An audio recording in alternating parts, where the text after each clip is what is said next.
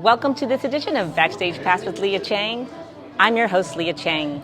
On this episode, I'm taking you to the Asian American International Film Festival's screening and reception of So Young Shelly Yo's feature directorial debut, Smoking Tigers, at the Regal Union Square.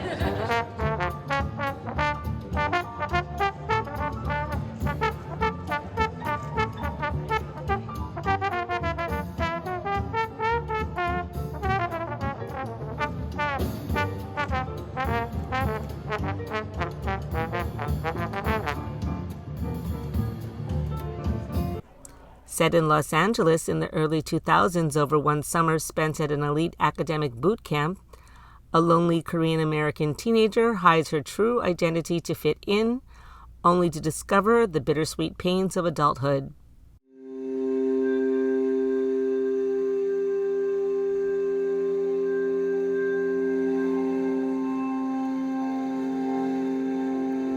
What college do you want to go to, Hayoung?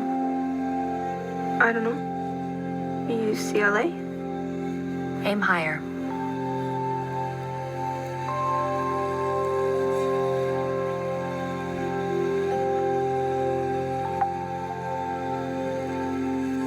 진짜 가야 돼?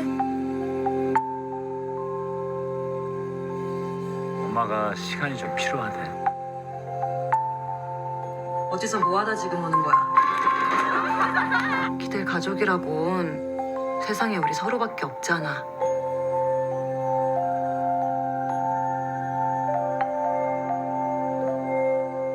우리는 남들처럼 인생 허비하고 그럴 여유 없어.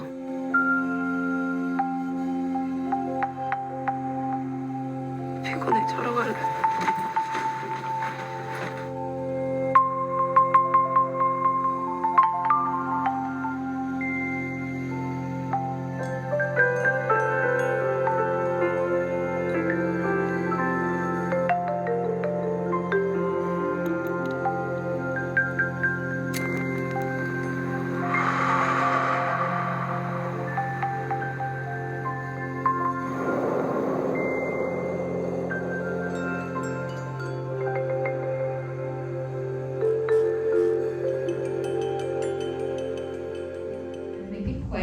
We just want to talk a little bit about the film Smoking Tigers and why we decided to show it as our centerpiece, our special presentation.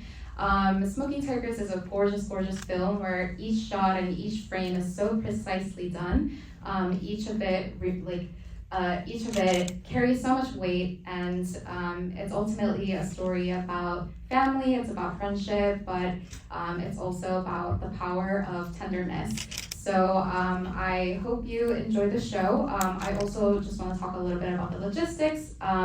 There is a Q&A at the end of the film, and then after that we have a QR code with volunteers. It's to vote for the audience award. If you love the film, which I know you will, please go and vote, make your voice heard. And we will get right to the show. Thank you so much. She is a Queens native and is with the Mingwon Center for Community Action in Flushing, Queens. Mingwon, which stands for Civil Rights in Korean, foundation is rooted in South Korea's pro-democracy movement, and we celebrate 40 years this year. They serve and organize the Asian American and immigrant communities to achieve economic and social justice for all. So welcome, Sandra. And please also welcome our very talented filmmakers, writer, director, So Young Shelly Yo, and Guo Guo.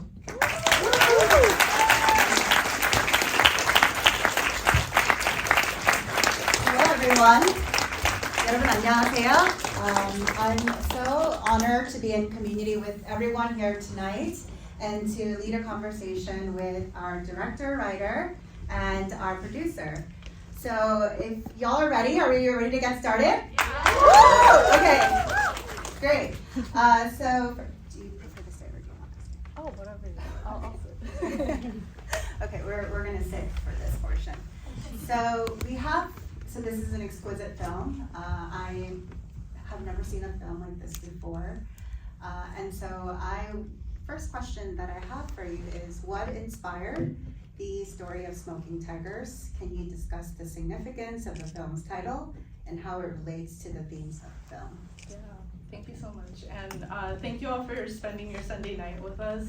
It's honestly such an honor to be back in New York to screen this film. I mean, when I was starting to write Smoking Tigers, I think I was thinking about the emotion that resonates most deeply with me and what pains me the most. And it's really the feelings of shame and the desire to belong. And so I really wanted to delve deeper into that. And so I thought of the time period when I was experiencing that the most. And that became my teenage years. So I started writing a narrative rooted in the feelings of shame and this desire of belonging, and the story took shape from there. When it comes to the title of Smoking Tigers, there's a lot of different reasons, and I'd love to ask you, Sandra, like what you think the title. So I read Korean, and I read some reviews of the film. They're like, oh, why is this film called Smoking Tigers? Who here speaks Korean or reads Korean? Okay, great. So we saw the name of the cigarette box, right? Oh. Horangi, right? Which stands for tiger. So I was like, okay, Dad smokes tigers. But I think I saw it also reflected in a lot of the themes that were spoken in the film that were not said, things that were unspoken, but was very evident to me as a Korean American growing up in the 2000s. So what was your take on it? No, that's totally right. And I love hearing other people's interpretations of the title. That's part of the joy of having a title that we never say it in the film. One of the reasons why is because I think a lot of Korean immigrants come to Korea with this idea of success and this idea to strike it rich. And they come in as ferocious as the spirit of a tiger.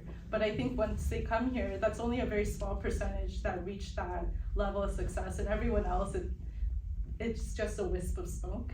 And so I really wanted to lean into that. There's also, back in the old times, I guess, for Korean folktales, they used to say back in the time of Smoking Tigers. And even though this is a very intimate, quiet film, we wanted to have kind of an epic start like those old folktales of that time, and to show kind of a more classic coming of age story. Yeah, thank you. So our second question for Shelly is, we witness our young protagonist, Hayoung, coming, we see her shouldering the weight of the world on her shoulders, right? So she faces issues that remain taboo in our community still, which is navigating poverty, family separation, sort of addressing inequality that exists within the Korean American, Asian American community, and the sense of belonging that exists, and rejection within our community, which you alluded to as like shameful and something that we probably carry on into our later years. So why was it important for you to bring these themes into the film? Yeah, no, I think, one of the biggest reasons is I think growing up, a lot of Korean immigrants would go to churches, right? It's not just for religious reasons, but because there's a sense of community at these churches. And it's at these churches where I was told that if your parents are divorced and it's not through cheating, they're gonna go to hell. And so when I was a kid, I remember just being in shock and in total fear that my parents weren't gonna go to heaven and we were, and we would be separated for eternity. And so as I got older, I deviated from that a bit, but I think that fear is very real. The fear of being separated, or that we're doing something shameful, or that our parents, even though they are good people, are not seen as good people. So I wanted to look deeper into that, especially within the Korean American community, where it's not due to race, or it can go deeper than that, right? So yeah. Thank you. So I'm a Queens native, born and raised in New York, and I also think Korean Americans, you have the largest population on the East Coast, but this film is set in the early 2000s in Southern California. How did the setting influence the story and its themes? What was the decision-making process behind the film's setting and time period, and how did these elements contribute to the story? Yeah, one of the reasons is because there was the recession that took place during 2008, and I think a lot of people that I knew, a lot of families that I knew experienced that firsthand. And I wanted to show the repercussions of that time period and how it seeps into these families, and in particular the family of Hayoung. In addition, like, I know we talked about it a lot because period piece films can be more expensive. And so one of the reasons why is because Hayoung has a big secret she's keeping from her family, or from her friends, which is that, you know, she doesn't live in this super nice house. And so I think in the modern age, we can use social media to investigate the truth, and maybe her truth would have come out a bit sooner. Her lie would have been unraveled a bit sooner. But I think by making it in 2008, she can hold on to those lies a little tighter. I see your friend. Hello, friend. Okay, Guo. So as a producer, what drew you to this project, and why did you decide to produce Smoking Tigers? Can you describe your collaboration with Shelly and how you supported the vision of the film? Yeah, first of all, thank you so much for coming. You know, it's truly a privilege for, you know, you to share your time with us. As for how Shelly and I met, I think we met 4 years ago on a short film that is a proof concept of this film called Soft Sounds of Peeling Fruit. Back then, it was more of like a snippet of the story that you just saw, and I was floored by how beautiful the writing was, even on the short. And then we had a great collaboration on that short film. And then after that, when Shelly invited me to develop and then together to do this film, I felt very privileged. And you know, when you have a director who has such a vision, who has such a strong, tenacious way of getting things done, it's just all comes into play with, you know, it was a great experience working with her. So how did you approach developing the characters in the film, and how did the cast come together for this project? I saw there were some famous Korean actors that my parents probably are really excited to see. We saw some up and coming, Jung, right? She was also in a new Amazon film with Nicole Kidman. So how did the cast come together for this project, and what qualities were you looking for in the actors that you brought on? Oh, for it. I think first and foremost, when we were talking about casting, was when Choi and I discussed, we want to be as authentic to the characters as possible. So when we're starting casting, and by the way, our casting director is here, Charlotte. Hi. There you go. We wanted to have Korean American or Korean characters, and then it's very hard. We spent a lot of time trying to find the right characters to represent all of that, and who has hopefully the similar experiences where these characters go through, so that they can relate. And then I think, you know, with SAG-AFTRA, we were able to also find those brilliant talent to be able to represent the film right, to know that these kind of communities still exist, and then it's, you know, it has a story behind it. And so I have a question that I just kind of came to me. It was, you know, the decision to sometimes use the Korean language and the English language in the film, that was very intentional, right? Yeah. I know when some characters spoke, you know, they started speaking off in one language and then they switched to the other. It kind of like put me on alert, but that was intentional on their part of. No, that was completely intentional. I think like that's how my family or certain friends of mine, that's how we speak to each other, and so we really wanted to be authentic in that way. During rehearsals, Chiyoung and I talked a lot. Well, first I just want to mention that Chiyoung, Korean is her third language, so she really took the time to learn Korean more deeply for this project, and it just shows how smart she is as an actor. But also, when we're crafting the character of Hayoung together, we realized that we wanted to use language much more intentionally. And so one of the ways we're thinking of, that we decided upon is that, you know, she's a character, she's a person that uses language as a weapon. So when she doesn't want to be understood by her parents, she will switch to English, so that there's a wall and a barrier between her and her family. Similarly, if she likes them and she wants to be heard, she will switch to Korean. So there's code switching even within her own family, you know. So what message do you hope that our audience here today takes away from the film? How do you hope this film will resonate with audiences, particularly those who share similar backgrounds, experiences as the characters that you wrote? Gosh, that's a hard question. I mean, it's always, I think when we set out to make this film, we wanted to leave an air of hope, but never to force it down anyone's throat. So even for the ending that currently exists and the way the film ends right now, there's a fantastical element in it.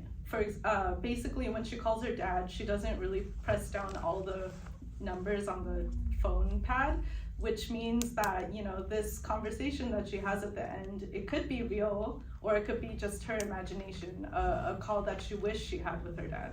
And so that was really intentional on our part, that we wanted a almost bittersweet ending and to end on a fantasy. Because I think these pure, perfect conversations are what we hope for, but we never really have in real life.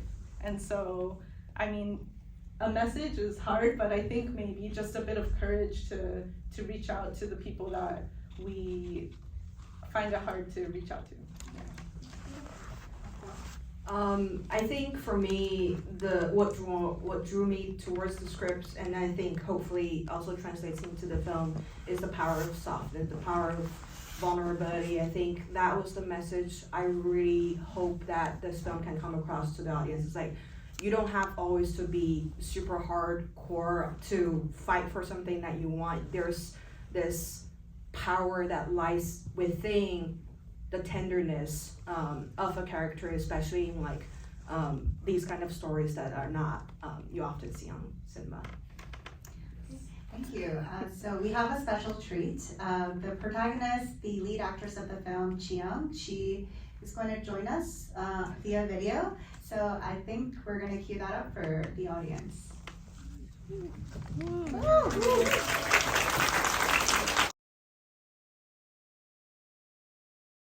I really appreciate it. This film means a lot to me, and it was made with a lot of love. So every time we get to share it, I feel very honored, and it's very special. And I'm sorry I can't be there in person, but thank you so much to everyone in the audience and to all the sponsors, including SAG-AFTRA.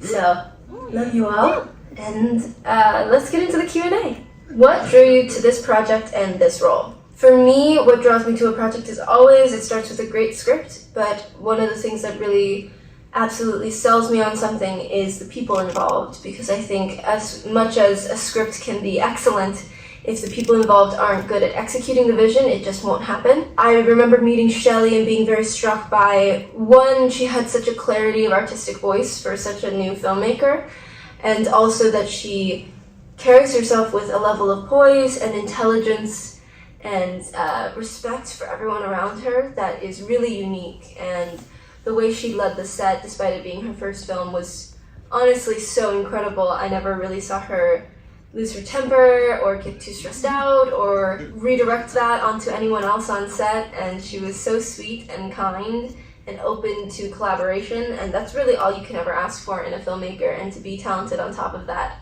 is just icing on the cake, and she's a really special filmmaker. I'm realizing that because this is on video, she can't fight me quite yet. She doesn't like to accept my compliments, so I get to shower her with a lot of affection. Sorry, Shelly. But that was absolutely what drew me to the project, and in terms of the role, I found that Hayoung is such a complicated character, and she goes through so much. It felt really challenging and really exciting, and one of the biggest challenges that scared me the most but was very exciting was the level of Korean dialogue in the script, because I don't speak Korean very frequently. Korean is my third language, so that was a really big challenge, but I always like feeling a little scared at the level of things I need to do for a role. What was the process like for preparing for the role of Hayoung? I don't know how many people in the audience maybe have seen Expats, which is a show that I did earlier this year. We shot it as a limited series, and if you watch that show, it might feel like I started with Smoking Tigers and then moved into Expats, but the actual truth is that Expats took about 1.5 years to film, starting in about July of 2021 until December of 2022. And there was gaps in filming where I was able to sneak in other projects. And one of those was Smoking Tigers. And what was really interesting about doing that is the limited series format, especially the way we did it, where we shot it completely out of order over a very extended period of time, was so challenging because you had to keep in your head at all times where your character is in their arc, where we are in the general story, and really getting a sense of exactly what's happened before the scene you're about to shoot and what propels your character to make the choices they do in the scene. So it became very specific in how I prepared exactly what happens to each character that I play, and creating almost like a cheat sheet of, before scene 60, this has just happened. And these are the important things to know that are going on in her head before we go into this. And that's something I started to do on Expats. I had never done something of that scale before, and I was really learning on the fly. So when I got Smoking Tigers, I saw that Hayoung is in every scene of the movie, and I knew that we would be shooting at a far more condensed, far faster pace. So I built my kind of cheat sheet of everything that's happening to her arc in every scene, so at any point I could go and pull up my little cheat sheet document and go, okay, this is exactly what her moment before is, to use a very actor term. This is what has just happened to Hayoung, and this is what she's feeling, what she's thinking, what she's wanting, and I would use that a lot on set.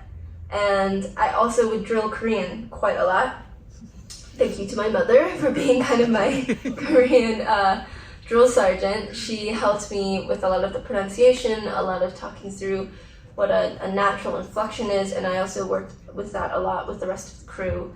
And with Shelly, we had several meetings before we started production on shaping the Korean and the English to make it feel natural and make the Korean feel like she's not entirely, a native speaker, or if she's a native speaker, it's sort of stopped around maybe middle school level fluency. So we built in the Konglish and the certain slang that she might use or words she might not know, and that was very, very fun. You're building this whole lingual history of a character. As an actor, what part of the film did you find the most challenging? To be honest, I think we had such a great team of people that even when it was challenging, it wasn't stressful. And I think the most challenging parts of filming is usually that it's stressful. You usually don't have enough time and you don't have enough money. Even when we didn't have enough time or didn't have enough money, I really trusted everyone we were working with. I never felt like we didn't have the resources because I felt that we had the personnel resources to pull it off. Maybe the most challenging thing was that we were shooting in LA in October and about, October, November of 2022, and all the night shoots where I'm biking. This film is set in the summer, but all these night shoots, it was very much 40 degrees or colder. So one of the most challenging things was just looking like I was having a grand old time on the bike. It was just quite cold, and I was very underdressed for the weather because we were faking it for summer. I think that might have been the most challenging thing. It was just cold. All right, you've done very diverse projects, from indie films like this to larger studio series to podcasts. And as you're starting to book more and more roles, is there any advice you have for emerging actors? I think there's a bit of advice that filmmakers give one another that is, you don't know how to make a film until you've made a film. So a lot of directors, when they're asking for advice, a lot of people are saying, you just gotta start directing, and you just gotta start shooting, and you gotta start doing all these various things. I would say it's the same for acting. You don't know how to act in a project until you act in a project. And that isn't to say that you need to wait around until you book a job. I would start trying to do as many things as you can and do student short films, do theater readings, do help your friends workshop their scripts. The more you work, the more you gain a fluency for reading a script well, for understanding what they're looking for in an audition or what you'd like to provide to the character in an audition. And I think what that will also help you do is, the key to growth is failure. And I think there's very few times where we, especially in the age of social media, allow ourselves to look bad. So create spaces for you to take risks big enough that you might fall on your face, because that's when you'll know what you like, what you don't like, what worked, what didn't work. And honestly, that's probably when you're gonna make some really great friends. Because a lot of the people who I've ended up working with and continue to stay in touch with throughout my career weren't necessarily the people who I worked on the hugest project with. They were people who, I believed in what they were doing, and I was really interested in them as artists and as people. And you grow together, and it's a really beautiful thing. Thank you so much for coming today. I hope I answered some questions. And have a great rest of your night. Get home safe.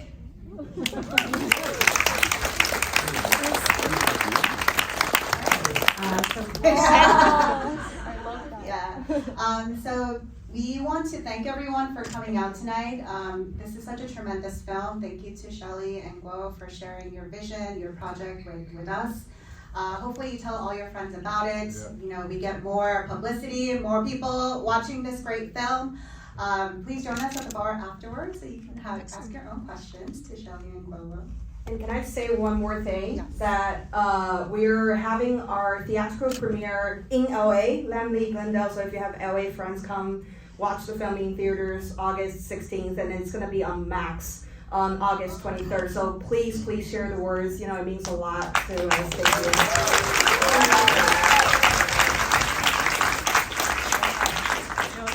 Thank you so much for your time. A film doesn't exist without eyes and an audience, so it honestly means so much for you to share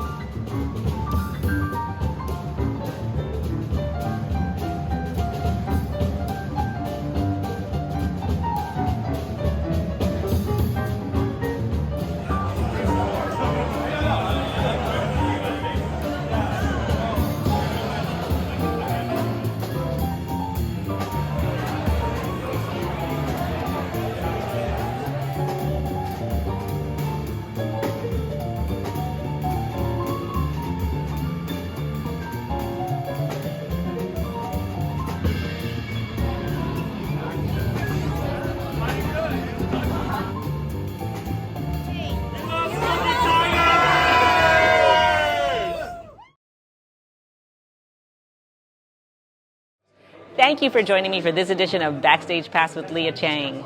Until next time.